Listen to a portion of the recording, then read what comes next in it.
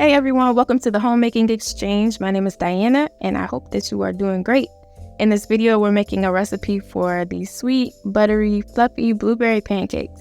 First thing you do is add white vinegar to a liquid measuring cup, and then you're going to fill the rest with milk until it reaches 1.5 cups. Stir that together and set it aside for at least 5 minutes to thicken. That's going to be our homemade buttermilk. To a large mixing bowl, add flour, sugar, baking soda, baking powder, and salt, and then whisk those together until they're well combined.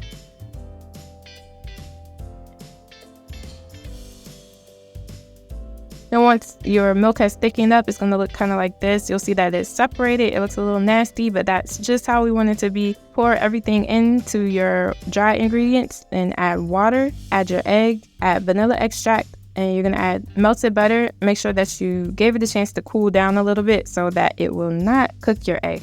Then you're going to gently mix this together. You just want to mix it until it's incorporated. There will still be some lumps in there, and that's okay. You just want to make sure there's no pockets of dry ingredients. I sped it up, but mix it slowly and gently. Don't overmix it or it may make your pancakes kind of tough. Add in your blueberries. Make sure you wash them and dry them so that you won't make your batter too runny. Gently fold those into your batter, and it's all done. Let that rest for 5 minutes before you cook it. Add a little bit of butter to your preheated griddle. My griddle has been preheated to 350 degrees Fahrenheit. Once the butter is melted, use your spatula or a paper towel to spread that evenly over the surface. And then you're going to scoop out a 1/2 cup of batter for each pancake. Let it cook on the first side for 2 to 3 minutes until bubbles form on the top and it's golden brown on the bottom. Then you'll go ahead and flip it.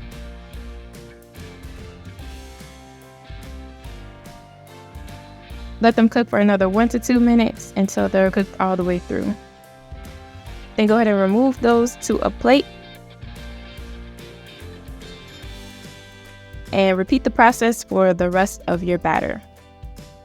You don't necessarily have to add more butter between batches, but you can, especially if you like that butter flavor, you can add a little bit more before you put the next batch on. This recipe made 10 big pancakes, and here they are all done. I put some butter on the top and a whole bunch of syrup, and these were really good. If you are interested in making this recipe, I will leave all the information in the description box below. I really hope you enjoyed the recipe.